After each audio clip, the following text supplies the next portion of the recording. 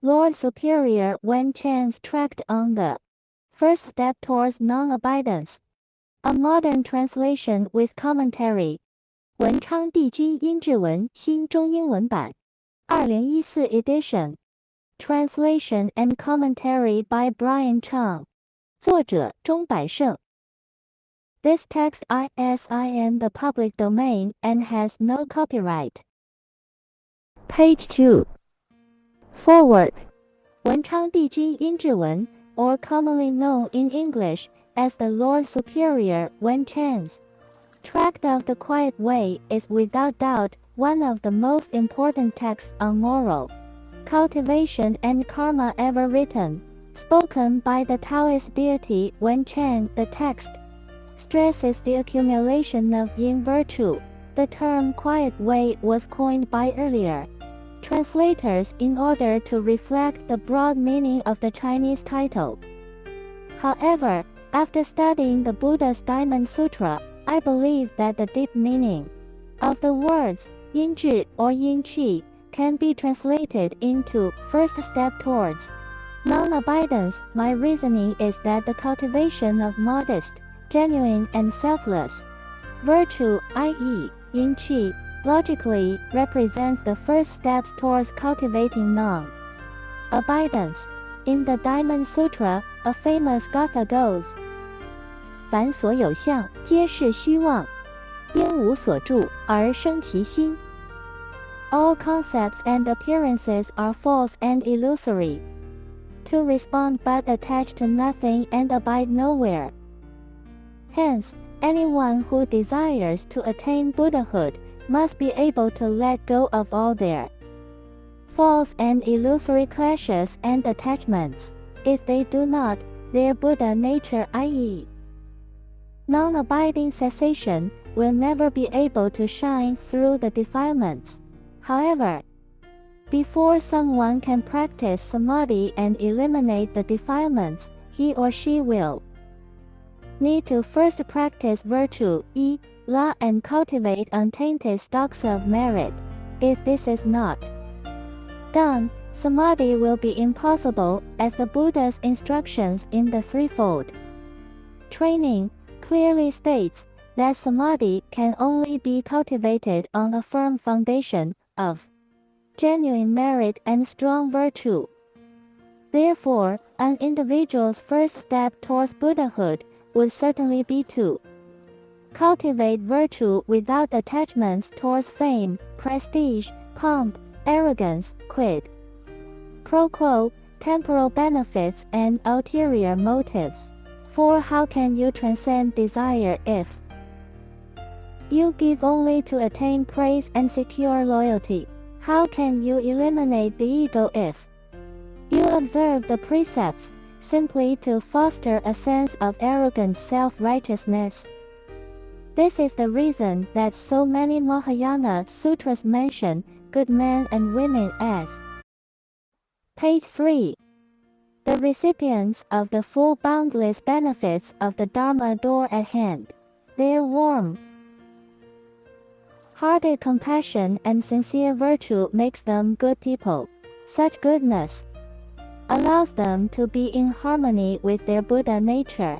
For example, Patriarch Hunan was unable to educate himself or become literate due to his childhood poverty. However, owing to his filial piety, honesty and genuine virtue, he was able to achieve Buddhahood by listening to just one gatha of the Diamond Sutra. On the other hand, many have studied the same sutra for their whole lives, but have not transcended death and rebirth. Consequently, it comes at no surprise that the 13th patriarch of the Pure Land school, the Great Master Yin Guang, 印光大师, printed more editions of this tract than even Buddhist Sutras. For he knew that in our turbid era of greed and defilement, only texts like this can help straighten the hearts and minds of cultivators and turn them into good men and women. Hence, I strongly encourage all who who are interested in Buddhism to heed the teachings of Lord Superior Wen Chang and strive to cultivate virtue and merit with a heart of humility and genuine sincerity. Only by doing so will your body heart become strong, and your foundation for the cultivation of great compassion and non-abidance well formed. Note: I hereby dedicate all merits from this work towards Amita Buddha. Pure Land Rebirth. Part 1 Introduction. 帝君曰：吾一17世为士大夫身，未尝虐民酷吏，救人之难，济人之急，悯人之孤，容人之过，广行阴质，上革苍穹。人能如我存心，天必赐汝以福。巫士训巫人曰 ：The Lord Superior Wen Chang recounts, For 17 past lives, I have held high office. Wielding power, I neither burdened. Page 4. The people nor maltreated my subordinates. I saved those in distress, furnished the needy with whatever they lacked, and succored the orphaned and underprivileged. Furthermore, I have shown forbearance towards offenders and forgiven the penitent. More importantly, my virtues were untainted by desire for popular acclaim and were certainly not the result of ulterior motives. I simply wished to accord with heaven's way of genuine compassion. If people can emulate my sincerity, then the heavens will certainly bestow fortune upon them. Thus, for posterity's sake, I have left these instructions on cultivation. Commentary. Here, the Lord Superior illustrates the workings of karma and rebirth. Before he became a celestial deity, he was reborn 17 times as a scholar bureaucrat and governed at least a district-sized jurisdiction. His administration was humane and exemplary. For instance, he did not burden the people with taxes, laws, conscription, red tape, or involuntary labor. He was able to be reborn successively as a patrician because he was virtuous in every one of those rebirths. Furthermore, his virtue created such a overflowing surplus of good that he was able to become a deity, i.e. Deva, in this life. Part 2 Fields of Fortune. 西于公至玉，大兴驷马之门。斗士济人，高者五之之贵。救己中状元之选，埋蛇享宰相之荣。欲广福田，须平心的。Under heaven, there is no affair more important to society than public order and justice. Judges and officials must be merciful, careful, fair and compassionate. They must not be overzealous, self-willed, rude, or inconsiderate. More importantly, their proceedings must not burden, inconvenience, or cause distress to anyone. If judges and officials can act as instructed, their blessings will accrue without cease. The weak, poor, fearful, and disabled are trapped in dire straits. Hence, all who are able must compassionately and diligently assist them by almsgiving or by extricating. Page 5. Them from fear. Comfort their hearts and minds. The blessings for doing so will be as dense as the branches of a grand oleander tree. Even the tiniest ants can feel pain like you and me. Hence, the truly virtuous feel compassion for both insects and animals alike. Good men and women do them no harm and would gladly save their lives if they should meet peril, such as accumulating water. The blessings for such true compassion makes one the foremost among men. Those who desire to accumulate boundless merits must start by harboring correct intentions. for only genuine faith and sincere compassion can allow a person to benefit from true fields of merit. Commentary. In this part of the tract, the Lord Superior illustrates for us the three different fields of merit. Fields of merit refers to causes that bear the best karmic rewards, i.e. fertile farmland generates the best harvest. For instance, the first paragraph illustrates that maintaining public order in the correct way will generate strong blessings. However, public order cannot exist without the teachings of the sages, i.e. Buddhism, and family harmony. Hence, filial piety and the triple gem are also causes that fall under this merit field. So if you are a merciful, gentle and considerate prosecutor, or you print sutras and make offerings to Buddha images, then you will accumulate merits without cease. The same goes for the filial son or daughter. The highest act of filial piety is to help one's parents attain Amita Buddha's Pure Land, thereby allowing them to transcend death and rebirth. Hence, we should recite Amita Buddha's name into the ears of our elders or parents when they are near death and encourage them to be mindful of Amita Buddha. Furthermore, we should diligently amass merits and dedicate them to our deceased relatives within the first 49 days after their death in order to ensure them a good rebirth. Furthermore, sincerely helping the poor and suffering should not be neglected, as they are one of the three merit fields. Finally, the Lord Superior stresses that only those who have genuine compassion can truly take advantage of these merit fields.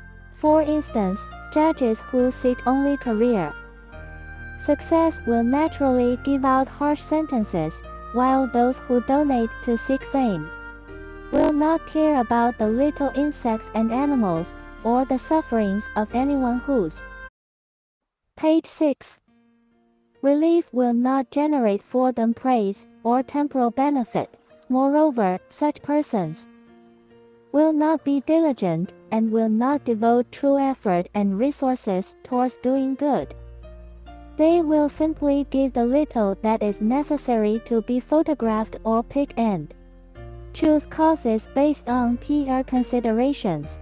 They are selfish, partial and superficial. Part 3 Important Reminder 行时时之方便，做种种之因功。Never neglect any opportunity to do good and always accumulate in virtue. Commentary. Before we start the section that lists the virtues, the Lord Superior again reminds us on the importance of our intention. We must not disregard any opportunity to do good, no matter how small, and we must do all good with selfless sincerity. We must be genuine, considerate and modest, as that is the spirit of Yin Qi. We must be careful in making sure that our kindness is not tainted by arrogance, quid pro quo, ulterior motives or desires for praise, approval and publicity. For instance, if we give simply to earn the approval of our friends, then that is not genuine kindness. But if we give out of a sincere wish to help and are praised for it, then that is still genuine despite the praise. The difference is that we would still have given even if no praise was forthcoming. Nowadays, publicity is often necessary to do great good or to encourage other people to do good. So while Yin Qi is often translated into hidden virtue, the truth is that it does not have to be hidden to be Yin Qi. For instance, in Liao Fan's 4 lessons, Confucius once told one of his pupils that he was incorrect not to accept the state reward for his work in ransoming captives. Confucius said that while he may have wanted to appear modest by refusing the reward, there will always be more poor people than the rich. Thus, he should have accepted the reward to encourage everyone to follow suit. Hence, we do not need to reject publicity or rewards if they come our way. Moreover, we should use publicity to enlarge the effectiveness of our good deeds when possible. The key to yin virtue is in our intention. It is yin virtue if we use the publicity or reward to benefit others. However, if our intentions and choice of actions are tailored solely towards career success or good PR, then that is not yin virtue. Page 7. Part 4. The list of virtues. 利物利人，修善修福。Benefit both men and creatures and treat all objects with care and respect. Accumulate virtue and merits without cease. 正直代天行化，慈祥为国救民。Be upright yourself and carry out heaven's will of promoting virtue exercise. Patriotism by promoting compassion and reform the people by taming their passions. Commentary. A true patriot and loyal citizen cares for the virtue of the nation, hence, his public policy views are based on the wisdom of the Buddha and sages. Furthermore, he ensures that the people are not carried away by demagoguery or extremism. 存平等心，扩宽大量。Maintain a heart of impartiality, equanimity and tolerance. Be compassionate and open-minded. Avoid harboring thoughts of bigotry, spite, or schadenfreude. Commentary. The purity of one's heart is the single most important factor in cultivation. If we are not open-minded, we will not be compassionate. If we are partial, we will be superficial and insincere. One cannot cultivate true goodness without a heart of diligence and kindness. Compassion breeds goodness, but selfishness breeds only greed, hatred, and delusion. Both shallowness and bias originate from egotism. Thus, the Buddha often stresses the importance of being upright in thought. For example, the Sutra on the 10 Good Deeds lists greed, hatred, and delusion as the 3 offenses of the mind. Therefore, we must constantly extinguish evil thoughts from our mind. While harboring positive and kind thoughts, we should think about how to benefit others rather than envying or hating. More importantly, we should often recite Buddha names and sutras, i.e. Namo, Amita, or the larger Infinite Life Sutra, in order to rectify our minds and intentions. Page 8. Good deeds spring from a good heart. Hence, we will fail to take advantage of opportunities to do good if we constantly harbor vicious or avaricious thoughts. For instance, how could you have the time to help the poor or the ability to bear slights with patience if your heart is full of hatred, lust, and greed? Furthermore, how can we honestly self-reflect and improve if our first thought is to blame others? Furthermore, evil thoughts generate karmic retribution. There are various demigods and spirits, e.g. the heart spirit and northern deities, who shadow each individual and record all of their good or evil thoughts and actions. They are the agents of karma and they carry out the duty of punishing and rewarding. So do not delude yourself in thinking that no one is watching your thoughts. 忠主孝亲，敬兄信友。Be loyal towards your superiors, filial towards your parents, respectful towards your siblings, and true and dependable towards your friends. 和睦夫妇，教训子孙。Be faithful and kind towards your spouse. Teach your children by displaying exemplary conduct. Commentary. According to Confucian methods on parenting, the fetus is already learning in the womb. The first 3 years of a child's life will influence him or her up to the age of 80. And by the age of 7, his or her habits and dispositions will be confirmed for life. Hence, the conduct of the parents and their interactions with each other must be exemplary during the pregnancy and impressionable first years in order to ensure that their offspring stays on the proper path. It is highly recommended that parents teach their children using the Confucian text Zi弟子规 or standards on being a good pupil and child. Furthermore, one mustn't just lecture the text but must teach it by example as well. 无慢失常，无武圣贤。With humility, respect your teachers and elders. Revere the sages and their wise teachings. Page 9. Commentary. Humility and reverence are essential. If we are arrogant and disrespectful, we will never be able to comprehend the teachings of the sages. It is said that the more sincere you are, the more wisdom you pick up. Hence, we must be modest even if we are indeed accomplished, talented or impressively cultivated.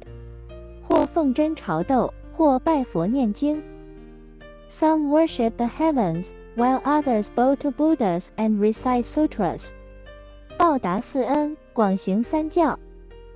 Be grateful for the guidance the Buddha, Dharma and Sangha has given, the nurturance your parents have provided, the opportunities society has offered and the security your nation has ensured. Cultivate and promote the teachings of Taoism, Confucianism and Buddhism. Commentary. These precepts are to promote gratefulness and interfaith harmony.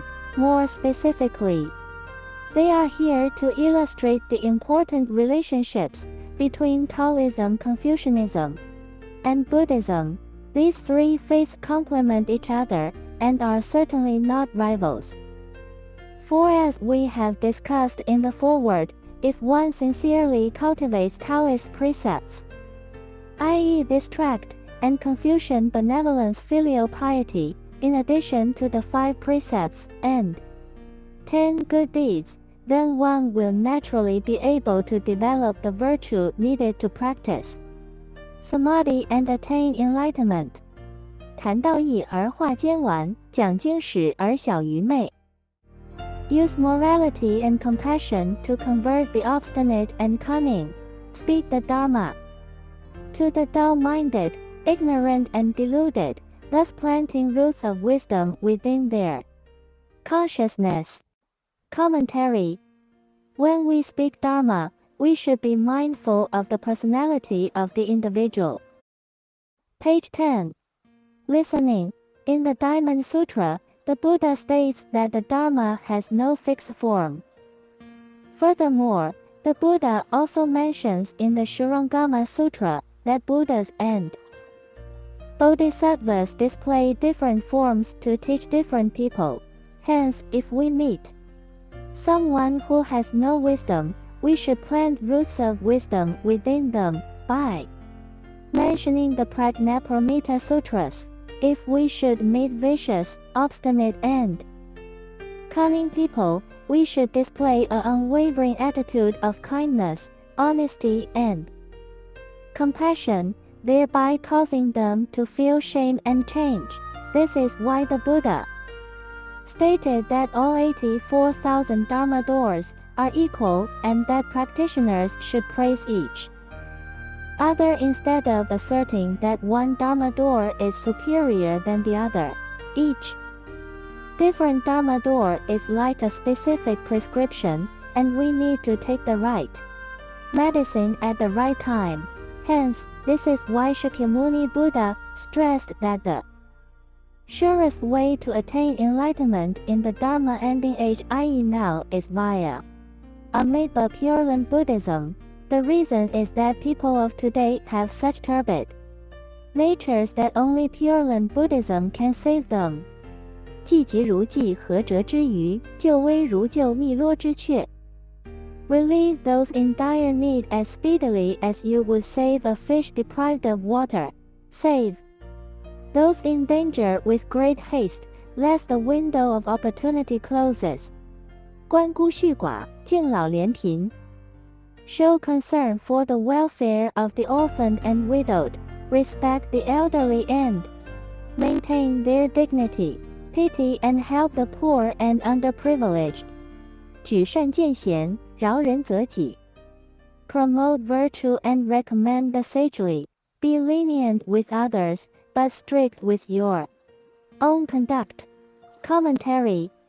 Sages teach by promoting the positive. Hence, we should emulate them by promoting virtue. If someone is truly moral and good, we should recommend them for positions of leadership and responsibility. If there is an essay, comment, or book that promotes the teachings of the ancient sages, we should publish or share it.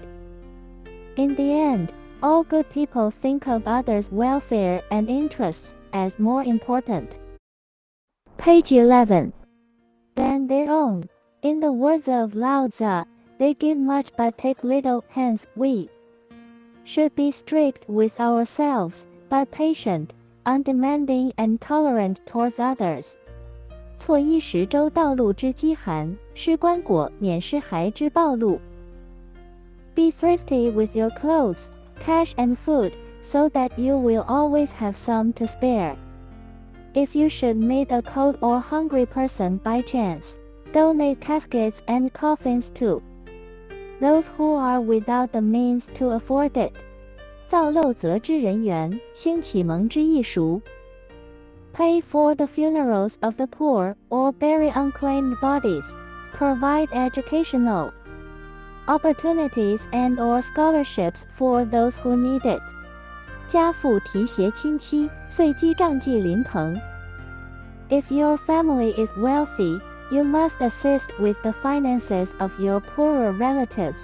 If the economy declines or scarcity arises, you should provide, if able, relief towards your friends and neighbors.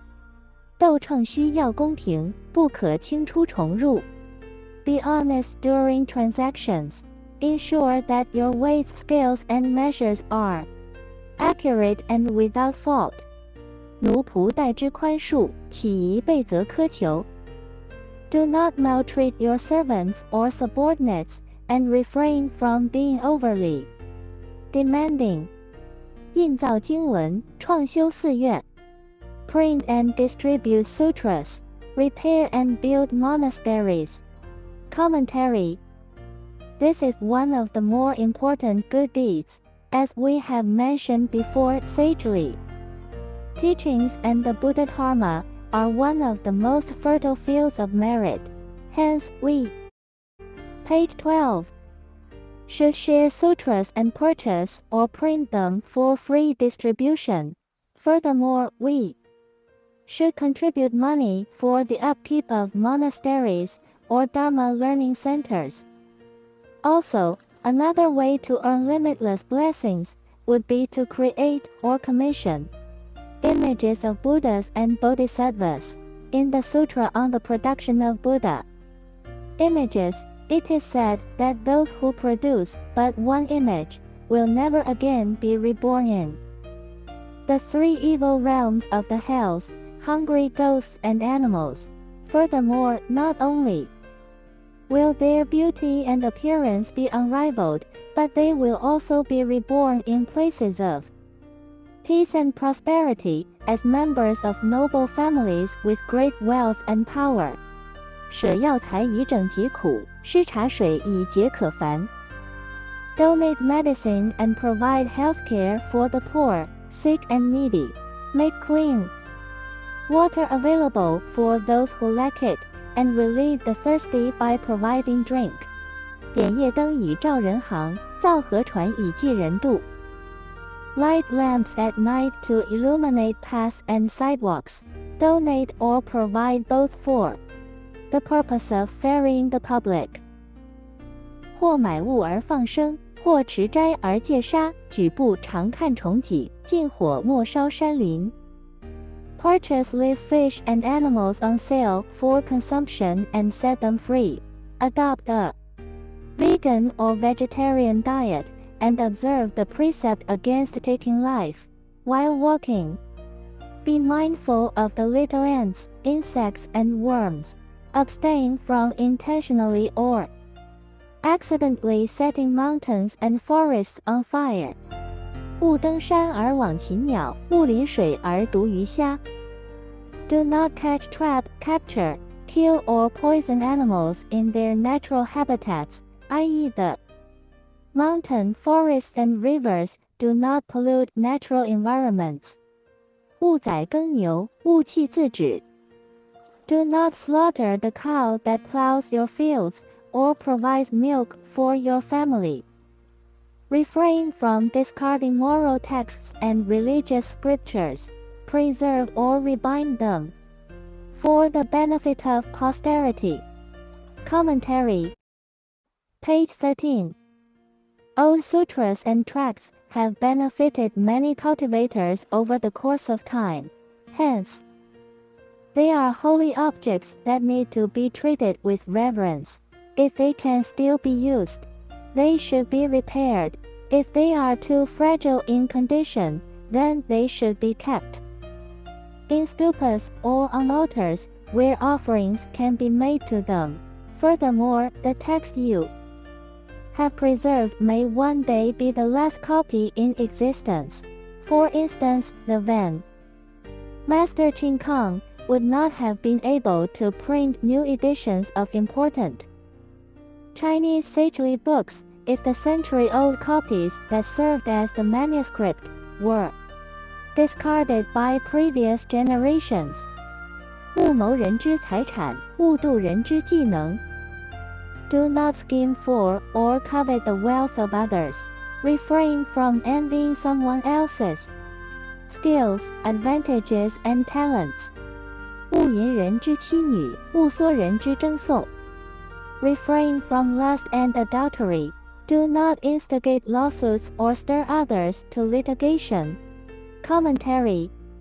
Lust is considered to be the foremost offense by sages, as it is often the starting motivation for countless types of evils. In fact, the Shurangama Sutra and mantra was first spoken to counteract the lust-driven black magic of a courtesan that almost caused Wen Ananda to break his vows. Hence, one must be vigilant in reducing one's sexual desire as much as possible. Lawsuits are full of contention but easy to file. Hence, one must be careful not to cause it, as the Buddha has stated in the Infinite Life Sutra that even small disagreements can snowball into large karmic obstacles and future feuds, let alone a lawsuit. 勿坏人之名节，勿破人之婚姻。Neither damage reputations nor harm interests. Do not break the marriages or engagements of other people. Commentary. On the most basic level, the first part of this precept tells us not to libel and slander. Page 14. However, its deeper meaning tells us not to broadcast or make known another's misconduct or scandals, even if they are true.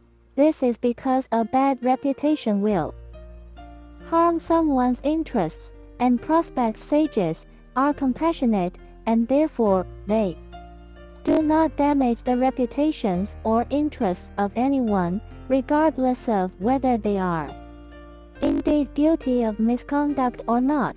The truth is that everyone living on this earth is sunk in karmic offenses from countless eons past, so ostracizing others would be hypocritical. Thus, there is no need for us to criticize or expose wrongdoing. Instead, we should convert others by setting a good example, if we are willing to set a flawless example of virtue, then all the Buddhas and Bodhisattvas will help make our example known to the world.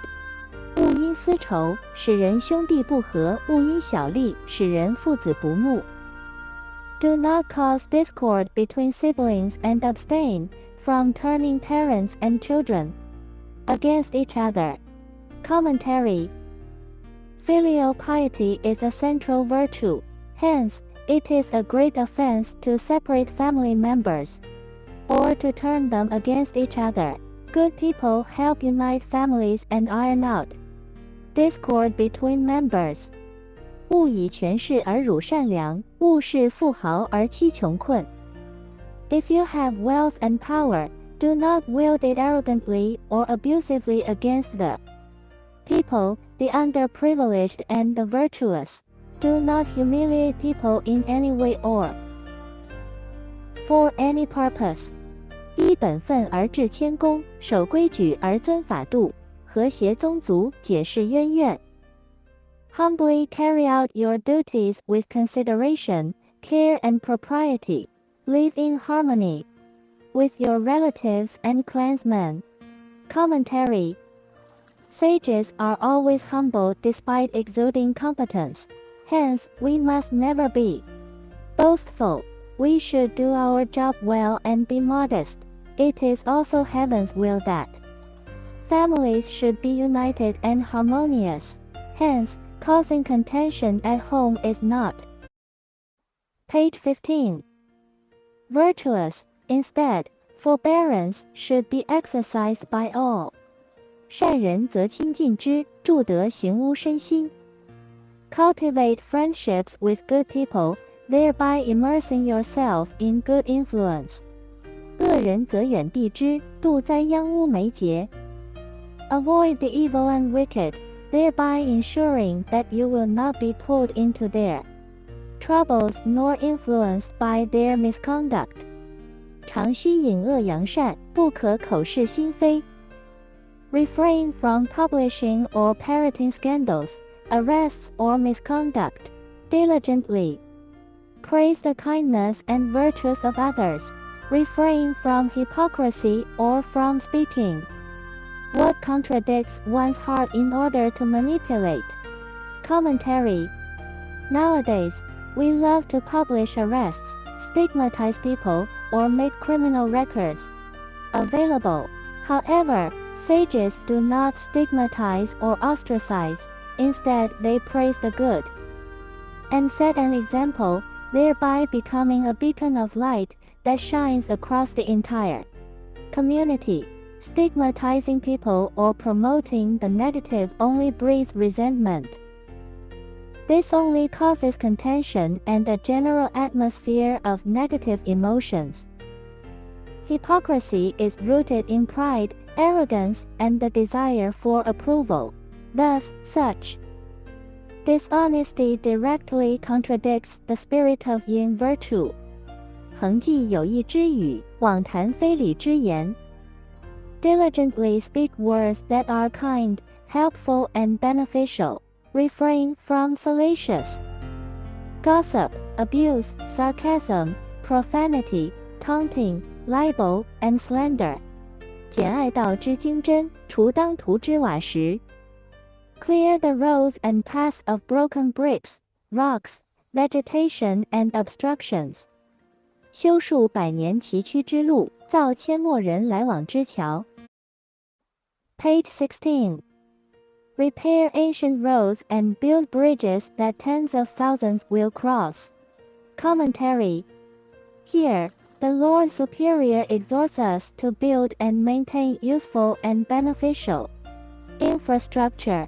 He is not telling us to ignore small or new projects, but is simply reminding us not to waste tax resources on projects that benefit few or no one, i.e. ancient roads refers to roads that have proven their importance by continued use. Furthermore, private persons are welcome to build roads and bridges that the public sorely needs when the government fails to do so. 垂训以革人非，捐资以成人美。Expound moral teachings to reform others, help others carry out good deeds or achieve success in cultivation. Commentary. This is very important. For instance, Patriarch Hunan would not have been able to visit the monastery where he achieved Buddhahood if he had not first met the kind Apua Saka who introduced him to Buddhism, provided him with several taels of silver, and promised to look after his aged mother in his absence. Needless to say, the merit derived from helping someone attain Buddhahood is limitless. We can emulate this conduct by reciting Buddha names to insects and animals that we meet or pass by, since one of Amita Buddha's 48 vows states that any sentient being who hears or feels his name will at the very least have a good rebirth and be able to study the Dharma. Hence, this small act of kindness will greatly help sentient beings currently undergoing retribution as an animal or insect. In addition, we should dedicate the merits from the recitation to them as well. 做事须循天理，出言要顺人心。Anything you do must accord with your conscience, which is actually heaven's will. Anything you say must be tactful and polite. Commentary. Page 17. No sentient being is without the Buddha nature, therefore, all people are fundamentally good. It is our false habits and attachments that give the appearance of evil. Hence, we should never ignore our conscience, since it represents the little bit of Buddha nature that has managed to shine through our layers of defilements. Furthermore, it is mentioned in the Confucian moral text, 增广贤文, that words can cut as deeply as a sharp knife. Thus, tact and politeness are very important. 见先折屋更强，慎独之屋今影。Always keep the ancient sages and their teachings in mind. Contemplate their virtues at all times. Commentary. The teachings and conduct of the ancient sages represent all that we must to aspire for. Hence, we ought to always keep them in mind. If we neglect to contemplate the virtues and teachings of the sages, we will only be allowing our defilements and passions the opportunity to cement their influence into our hearts and lead us astray. 诸恶莫作，众善奉行，永无恶要加临，常有吉神拥护。Refrain from all evil and sincerely do all good. If you can do so, neither malevolence nor disaster can affect you, while fortune will shadow you and demigods will protect you. Commentary. The passage in bold basically sums up the conduct of a true virtuous individual. Such a person refrains from all evil and causes no distress or inconvenience to anyone. Instead, he or she shows forbearance and displays sincere kindness, gentleness and virtue. Their hearts are always forgiving, serene and without vicious thoughts. Part 5 Conclusion.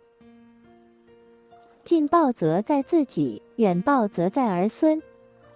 If you are old and established, the fortune you accumulate will be experienced by your Page 18. Descendants, while your rewards lay in heaven. If you are young and unmarried, you will personally experience bliss in this very life from the good deeds you do. Commentary. What this means is that if you start cultivating merits from your childhood or early teenage years, you will create for yourself an unimaginably blissful life of happiness. If you can continue without cease, a splendid heavenly rebirth will also follow. This is because your early goodness has melted away bad karma that was originally pending, thereby allowing your current and past merits to manifest fully without being weighed down by negative karma. However, if you only start to cultivate when you are well into adulthood, then the personal benefits you experience would be less dramatic, but your descendants will enjoy great fortune. This is not a punishment for being late, but merely because your merits are so great that it can only be enjoyed with rebirth in the heavens, where your mind and body will be fresh and young once more. Thus, we should ensure that our children start cultivating merits and virtue as young as possible.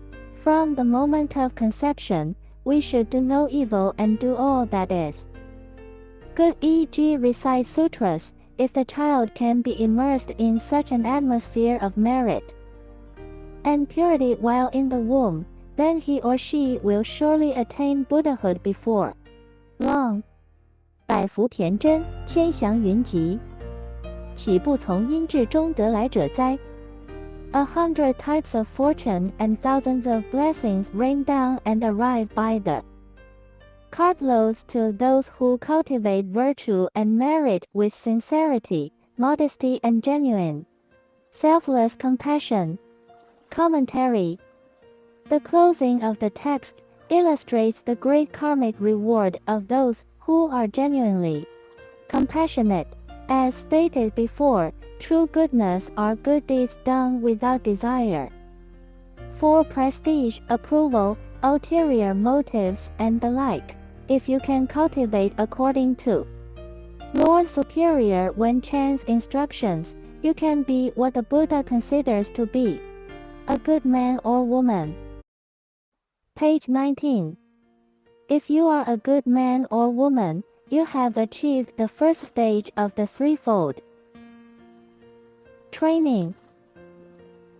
With this foundation of true virtue and merit, you can successfully and with concentration cultivate Samadhi, i.e. meditation, Nianfo, chanting mantras, sutra recitation and listening to Dharma talks. Finally, non-abidance, i.e. Buddhahood, can be achieved.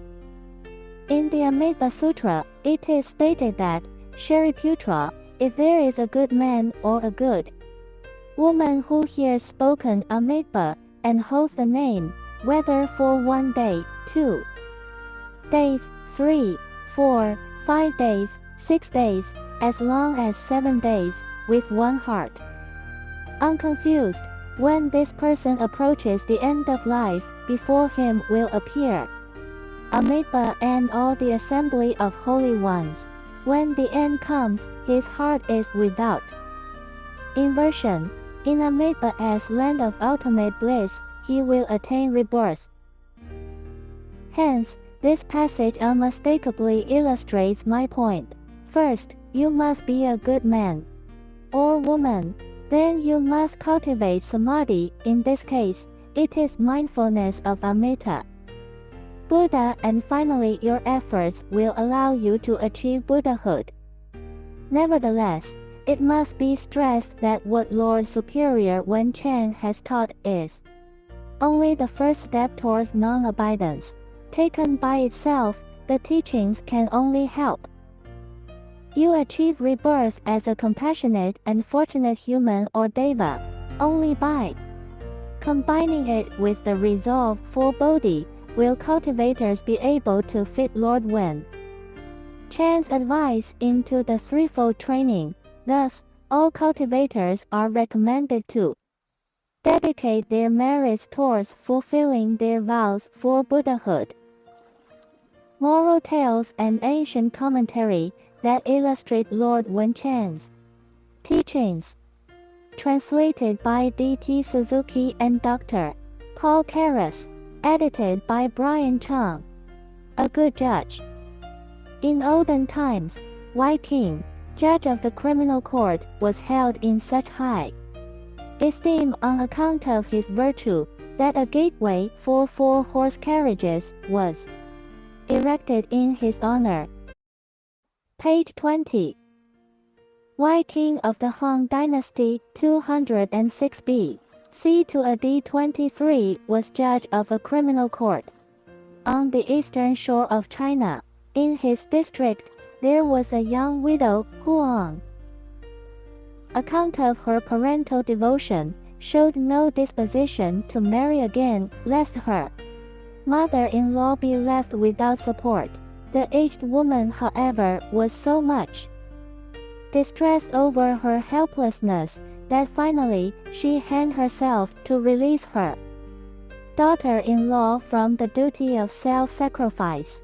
Her own daughter, hearing of the incident, went to court and charged her sister-in-law with murder, and the latter, unable to vindicate herself, was condemned to death in spite of Wei King's protest. After this tragedy, heaven failed to give rain all along the eastern coast for a period of 3 years. When a new governor was installed, Wei King explained to him the cause of the long drought.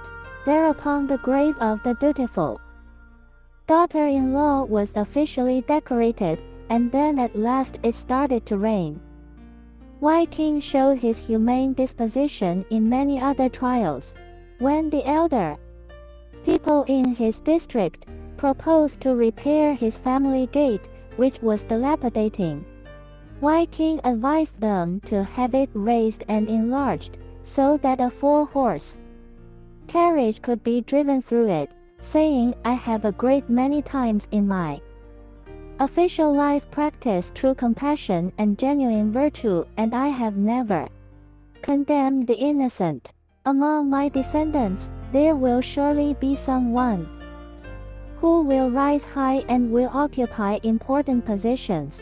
And so things came to pass. His son became prime minister and was created a noble, and his grandson, too, was promoted to a responsible position in the government. Humaneness rewarded. Tuychn was not yet favored with a son.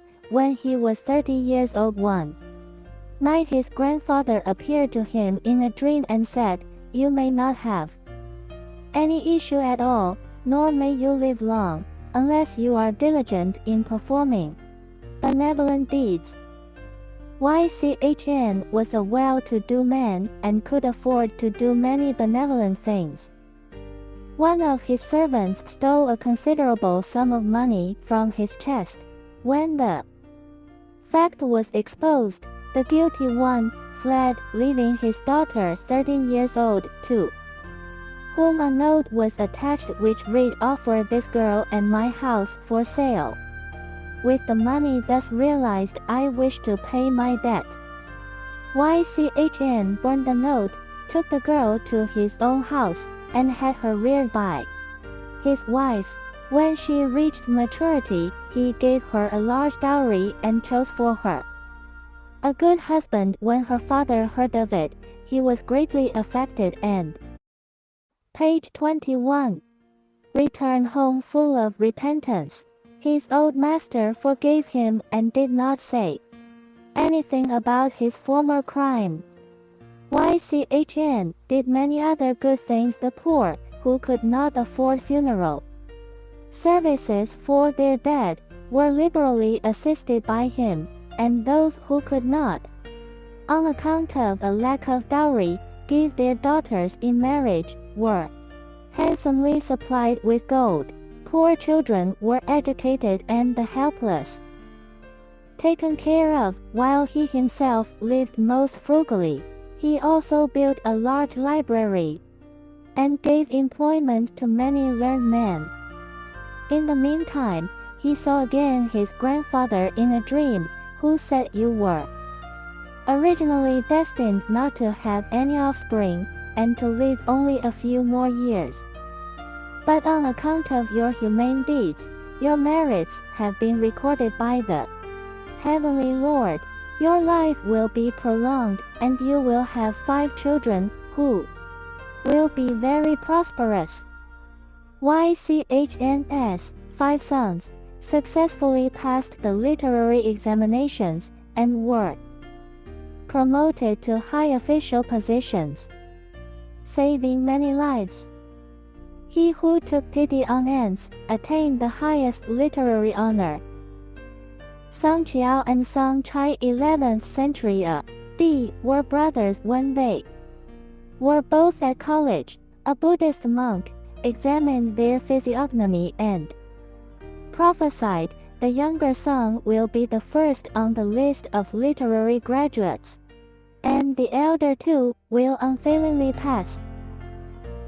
10 years later, the elder son again happened to meet the monk on the road. The monk showed great astonishment, exclaiming, "Your fortunes have suddenly changed. You look as if you had saved millions of lives." Son said, laughing, "How could I, a poor follower of Confucius, achieve such a feat as that?" "Yes," replied the monk, "even the smallest creatures are enjoying their lives, you know." Reflecting a little while, Son said, "I remember that about 10 days ago, I found an ant's nest under my porch, in danger of being flooded. I took a few bamboo sticks and made a bridge over the water to let the poor ants cross over it." "May this be it?" "Exactly," answered the monk. "The younger son is now leading the list, but you will not be second to him." Page 22. When the order of literary graduates was declared, the younger son was found to be the first and the elder son the second. But the Empress Chen Xian decreed that the younger brother should not precede the elder, and Song Qiao was put at the head of the list. The double-headed snake. He who buried out of sight the snake of bad omen was deemed worthy of the honor of premiership. Shan Shu-yu, of Chu State, when a boy, used to go out very frequently. One day, he saw a double-headed snake, which he killed, and to put it out of sight, buried it in the ground. He came home in gloom, and showed no appetite at the table.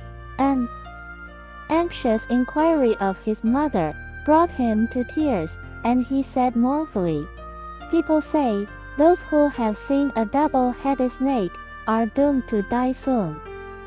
I saw one today, and fear that before long I shall die, mother, and will have to leave you alone." The mother then asked him, "Where is the snake now?" "Fearing that others might see it too, I killed and buried it." "Never mind then," replied the mother, "you will not die. I understand that genuine concern for others, Yin Te, brings great karmic rewards. Where there is virtue, there will gather 1,000 blessings. Where there is benevolence, 100 evils are distanced. Heaven above attends to affairs below. You are sure to become eminent in this state." Wen Chang was a man, he was made a minister of state. Commentary. This historical account of the double-headed snake is an excellent example of Lord Superior Wen Chang's statement that if you are young and unmarried, you will personally experience bliss in this very life from the good deeds you do. As the young boy killed and buried out of sight the evil omen, he managed to remove a sight that would have caused deep fear to the public. Thus, the boy had done a great virtuous deed at a young age. Therefore, with his evil karma eliminated and merits manifesting without hindrance, not only was his life prolonged considerably, he also became prime minister, i.e. second in power behind the emperor, despite coming from a poor fatherless background. However, we must understand that this account is to encourage us to do sincere good while young, and is not a license to wantonly kill animals we don't like. Page 23. The foundation of bliss. All these originate in the heart. All the good acts that are enumerated below begin in the heart and are completed too in the heart. The heart's inmost recess is the very spot where there is heaven and where there is hell. The difference between sages such as Yao and Sheng and wretches such as Qi or Chou simply pivots here around the heart. Unexpected blessings grow as it were in a very actual field which can be plowed and harvested. The heart, though spiritual and mysterious, yet possesses a solid, tangible soil which can be watered and tilled. The soul of a true, earnest gentleman has its root in this obscure recess, which he examines and purifies in solemn silence and privacy. Merely this, a heart to save the world, not one mode of a heart for worldliness. Merely this, a heart to love mankind, not a mode of a heart for hatred of people. Merely this, a heart to have respect for others, not a mode of a heart for making light of the world. Merely this, a heart earnestly to promote one's cultivation, not a mode of a heart for indulgent self-delusion. This is the way of self-purification and the sure foundation of bliss. Seek truth for the sake of salvation. Chuang Tzu says, if a respectable gentleman is at all disposed towards loving kindness, he cannot help doing things beneficial to others. Supplementing this, Qi Nan Shen says, if a villain is ever bent on selfishness, he will surely do things harmful to others.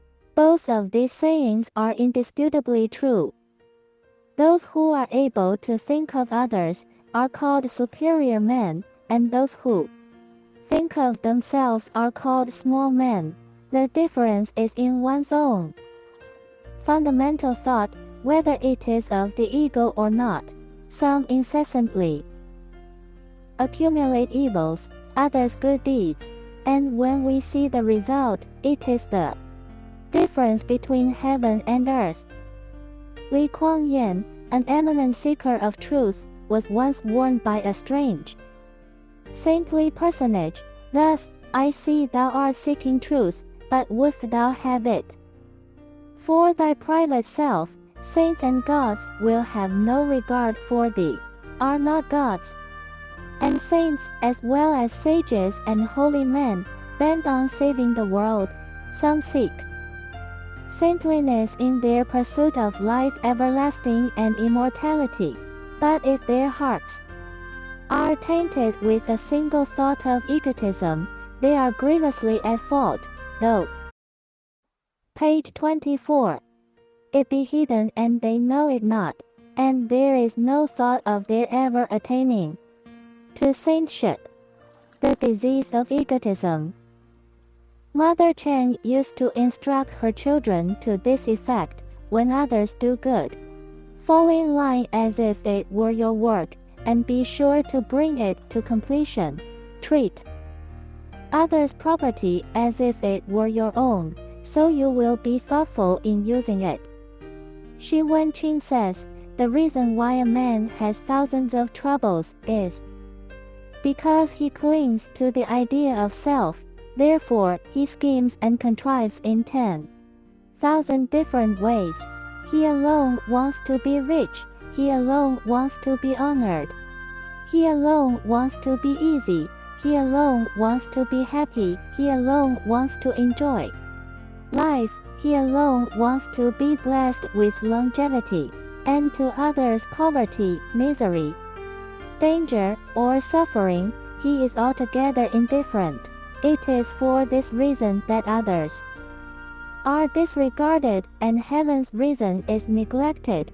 Only be cured of the disease of egotism, and your heart will be broadened even to the vastness of infinite space, so that wealth, honor, happiness, comfort, health, longevity could all be enjoyed with others. And then, the will to live will have its way, everything will have its natural longings satisfied, and heaven's reason will be displayed in an untold exuberance. Filial piety. Filial piety is the guide of all actions. It is the ultimate root of humaneness, and is it possible that the root be rotten, while the branches and leaves grow luxuriously?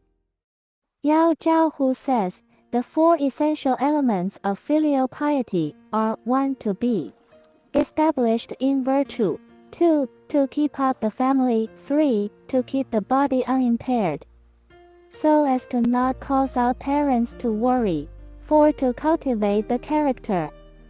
Pious children will not let their parents' hearts be roused to thoughts of cold indifference. They will not let their parents' hearts be annoyed or harassed. They will not let their parents' hearts be alarmed or filled with fear. They will not let their parents' hearts be grieved or embarrassed. They will not let their parents' hearts be perplexed. They will not let their parents' hearts feel ashamed or indignant. Several ways. Page 25. In his anxiety lest all people might not be induced to goodness, the Lord Superior invites them to come to him in any way they may be pleased to follow. They may pay homage at the Taoist sanctuary. They may worship the northern constellation. They may bow before the Buddha and recite his sutras if they only do so with singleness and sincerity of heart. These roads will lead to goodness. But there should be no thought of attaining blessings or acquiring rewards. Buddhism and Confucianism. Fan Changmu says, what is to be avoided most in our life is vacillation and frivolity. Wang Ning.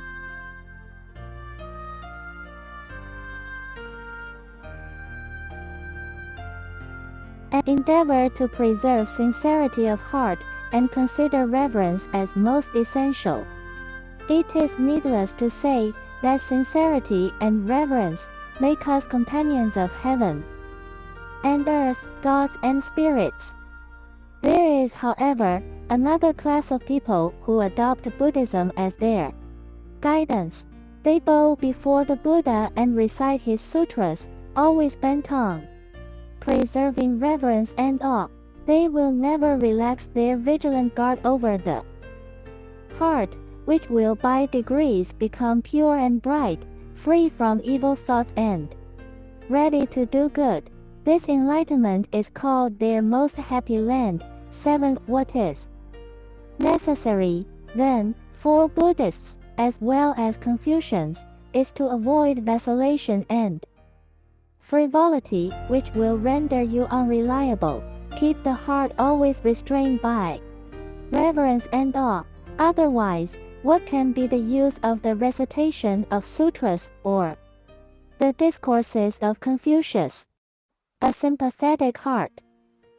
The great virtue of heaven and earth is to create, and all living beings, men and animals alike, derive their vitality from this one and the same source. Nowhere under the sun is there a being that dislikes life and embraces death with joy.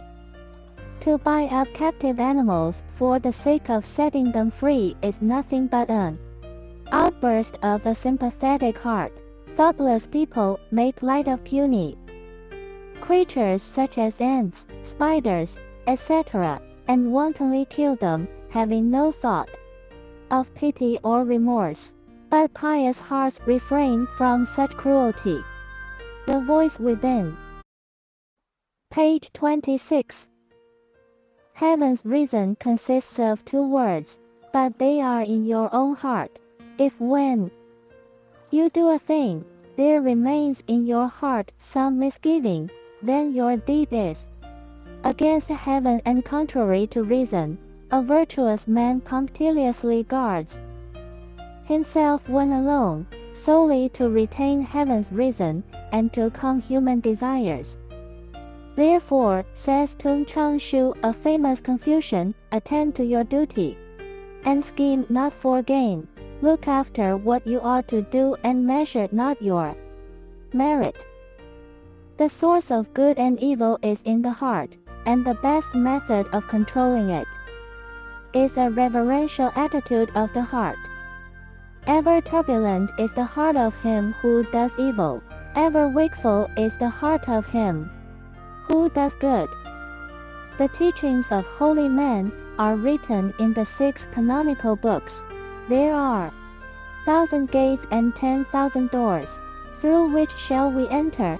The main thing is to guard oneself when alone, lest one go astray. Then you will see how one's strength grows.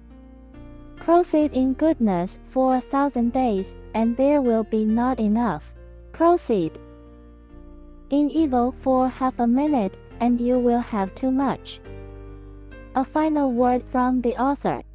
As a parting word, I hereby exhort all who read this to cultivate themselves into a good person by following Lord Superior Wen Chang's instructions.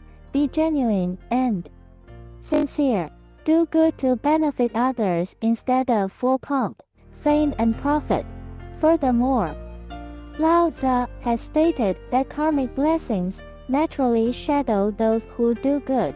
Hence, we should not try to measure our merits or be greedy for karmic rewards. Simply do good whenever you find the chance with only the intention of helping as much as possible. Lastly, everyone should resolve to attain Buddhahood in Amita, Buddha's Pure Land. And every bit of good we do ought to be dedicated towards that goal. Hence, I urge all to recite Amita Buddha's name as often as possible, whether out loud or silently. It is said in the sutras that to recite the name of Amita Buddha but once will eradicate 8 billion eons worth of heavy karmic offenses. Hence, this Buddha name is the highest mantra if you build the Samadhi of Amita Buddha name recitation upon a foundation. Page 27. Of true goodness, you will surely attain Bodhi and Pure Land. Namo Amita Buddha. Acknowledgements. This translation and commentary would not have been possible if not for the lectures of the Wen Master Yin Guang and the Wen Master Jing Kong Fa Shi. Thus, I would like to express my gratitude towards them both.